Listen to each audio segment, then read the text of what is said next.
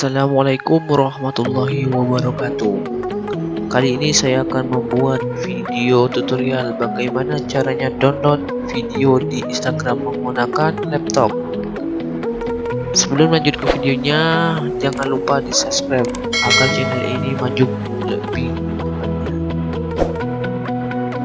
Oke, kita langsung saja buka Chrome-nya.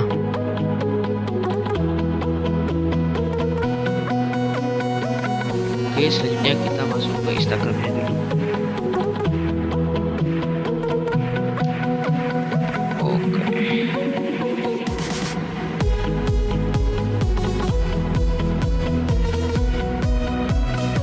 Oke, kita selanjutnya cari targetnya yang